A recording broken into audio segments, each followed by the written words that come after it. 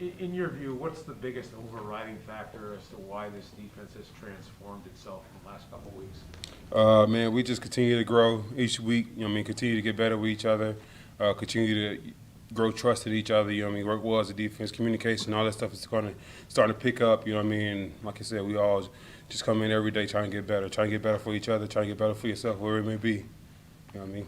In this last game, what was the difference between basically getting run over a little bit by Jonathan Taylor and then totally stonewalling him in the last 3 quarters? I think I got a lot of guys already hit on him, and we just need to get in the game, settle down, and then once we got settled down, got back to our game. It was what we do what we have been doing lately. So we just need to try to come out and start games faster, get to that settle down moment quicker. Whatever it is, maybe games could be in our favor towards the end, or we're blowing them out at the end of the games. Is the confidence level of this defense right now as high as it's been all year after the last 2 games? Man, we've been high all year because we know all the talent that's in the room. We know what we could do, man. It's just about, like I said, mistakes here and there. We hurting ourselves, us doing this and that. Lately we've been hitting on all those keys, not making mistakes, been having communications, all the good things the defense need to have, and we've been playing like it. So we just need to continue to improve on those things and get better at the things that we're not good at. Urban said maybe simplification of some stuff too. Was that a key for you guys? Definitely. You definitely don't want you definitely don't want guys out there thinking too much on the field. Whatever is comfortable for guys to run, whatever they feel comfortable in. We try to keep the communication open between the coaches, and we're out there playing, so they want to keep us comfortable and keep our minds clear, so we can play fast, play physical, whatever it is. You interior guys, do you guys have that feeling that we fuel this defense? You know what I mean? Like you guys are the key to stopping the run. And the push you've gotten in the pass rush the last couple weeks? Man, I would say like that, man. We just go out and try to do our job the best as we can. We go out there, they tell us what they want us to do, and we just go out there and try to attack the job at the end of the day as hard as we can. Josh, Roy, D. Ham, everybody, Adam, everybody come in during the week, come put their head down, go to work throughout the day-to-day process, And then on Sundays, we go out there and try to ball out. What kind of challenge does San Francisco presents? As you seen yesterday, on Monday they run the ball a lot, and they coming in on the victory, so they high. Got things going back in the same way. So obviously they're trying to keep that going for them. So we try to come in and try to stop that. So You like they played physical against the Rams. You feel that kind of, you like a game that be physical where they try to run at you when you. I'm a run person. I like the run game. I invite the run game. Bring it in. Like it was like that with the coach. We know what you're gonna do. We just gotta go out there and try to play it as best as we can. And like I said, physical player, I like to play the run. So. Are they more of a perimeter run team? More so than. They do both. They mix it in there real well, so you can't get a key to the offense or whatever. They switch it up, have different things going here and there, and everything like that. So I think you can't really get beat on offense. So. Thanks, Mike. Cool. Good.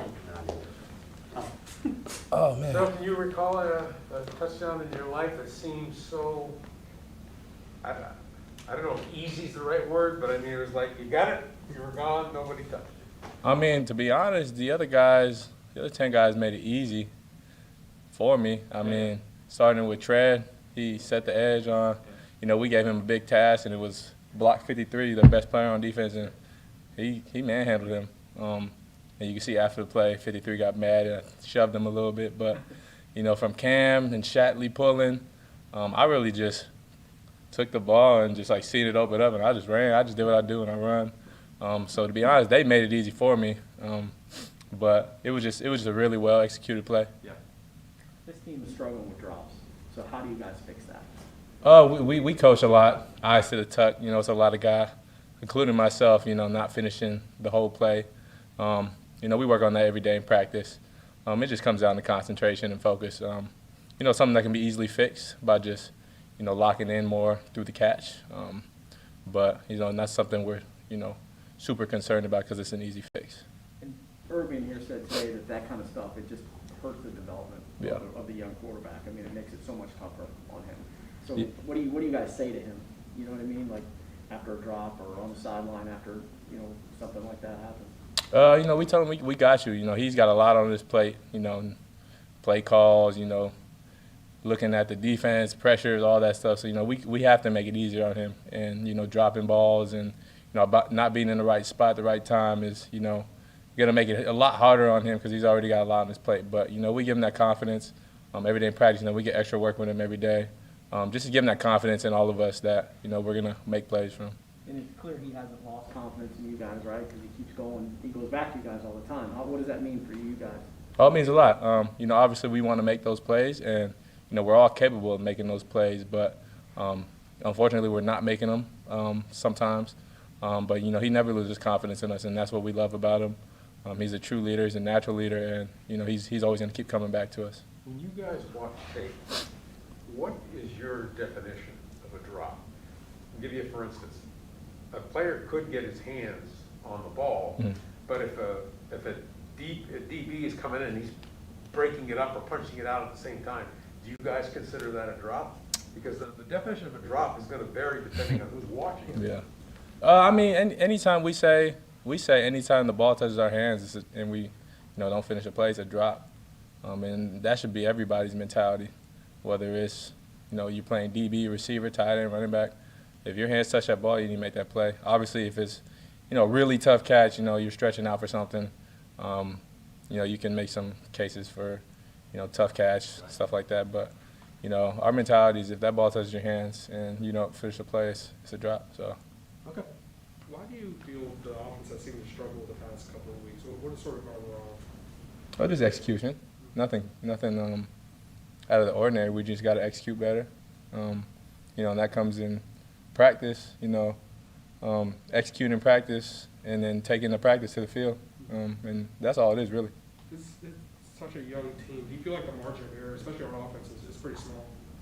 That's just the league. Honestly, the league is so tough.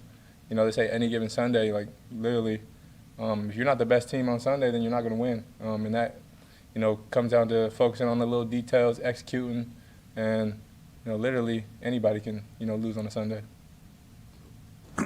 Confidence-wise, there's no change in this unit, in the offensive unit, to try No. to get this turned around? No, not at all.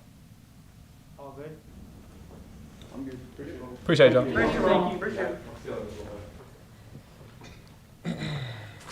Just going back and sort of looking at your game tape from this past Sunday, how do you feel you did and sort of what can you improve on? There's always a lot of things, whenever after a game, practice, whatever it is, if you feel like you had a good day or bad day, it's usually not as good or as bad as you thought. So going back and looking at it, obviously there was a lot of things that I could have done better. I thought I could have been, more accurate down the stretch. Obviously when the ball's in my hand at the end of the game, got to take care of it. Have a chance to go win. I felt like we had a bunch of momentum, got to finish there. So those are the two obvious things. But then I think just communication amongst the offense between me and the wideouts, running backs, O-line, everybody, tight ends, just has to be better throughout the week. And I think you saw some of those miscues on Sunday. So that stuff, we had a great day today.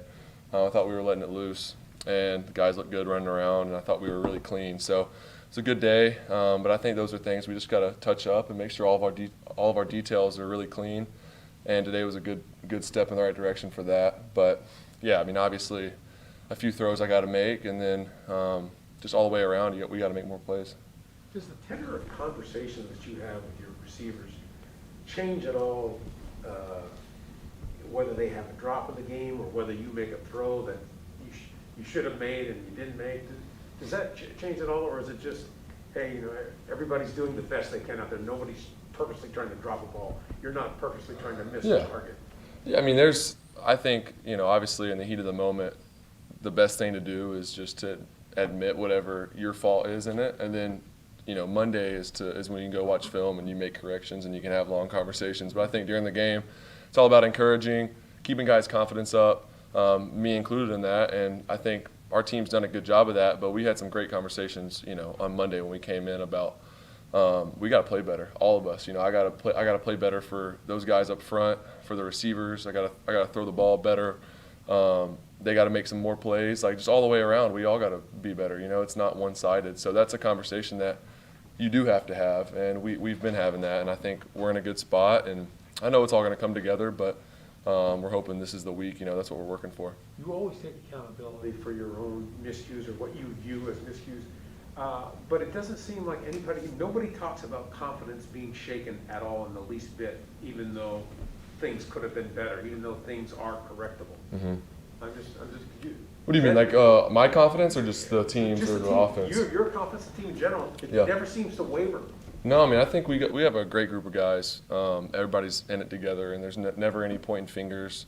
They do a good job of picking each other up, and then even after the game, like obviously I was super disappointed in how it ended, and had the ball in my hands, and the game ended that way instead of us scoring and going up there.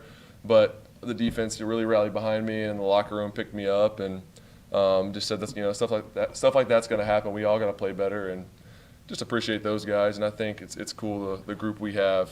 I know there's a lot of times that fingers can start getting pointed at each other, and you start bickering and kind of start turning on each other. And we haven't done that at all. And I think you've seen how we've gotten better every week. And even last week, you got to finish those games, and that would have been huge for us. But moving forward, it's like how much we've grown since week one.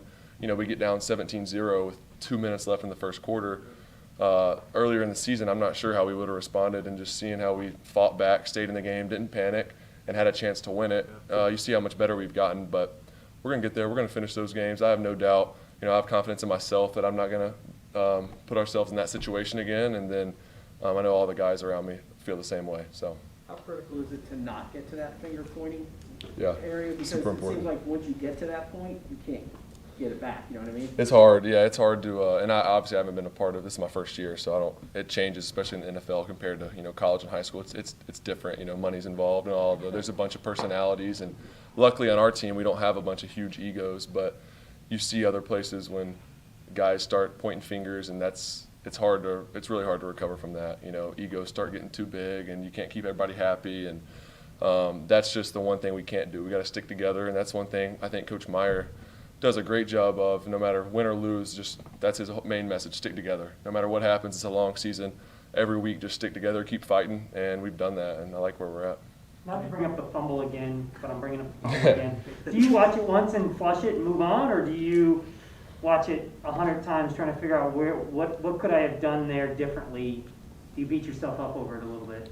Yeah, I beat myself up for a day or so, and then after that, you got to move on. When it's a fumble like that, there's not really much to watch. It's just where was the weak spot at, and there always is usually when you fumble, and that one I kind of got wide here, and it was a guy. It's always the guy you can't see that knocks it out. So just keeping two hands on it, and even just my pocket presence on that play, not having to, I had some pressure on the edges, but stepping up and then settling in the pocket and making a throw, because I had Marvin coming in on an in route.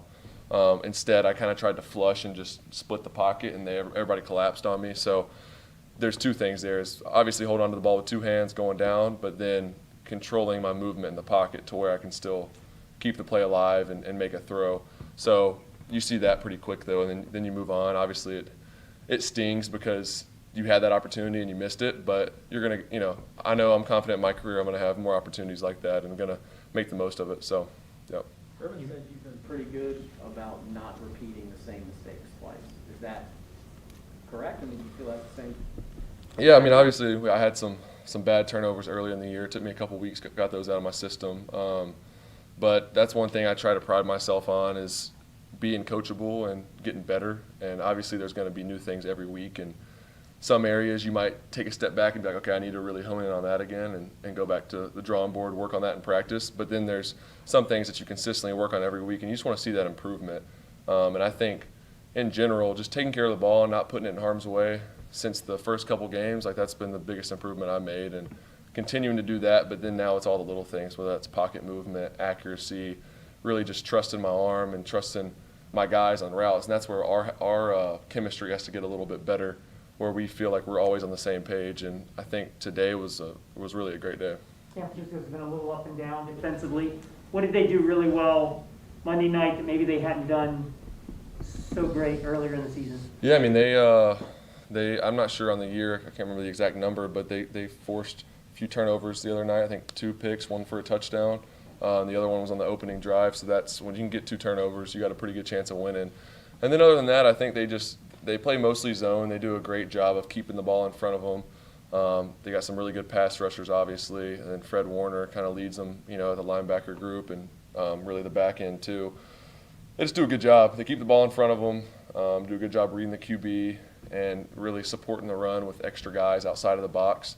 Something that we just got to be ready to handle when game time comes on Sunday. But I really like our plan so far. But yeah, they've done a great job. And obviously, when you're playing, they have a few of them. But a guy like Nick Bosa up front, that always adds a challenge, just because the pass rush is gonna be quick. Just great player. It's hard to block a guy like that. But we got a great group up front, so I'm not worried. But that's just always something that you're ready for when you're playing a guy like that.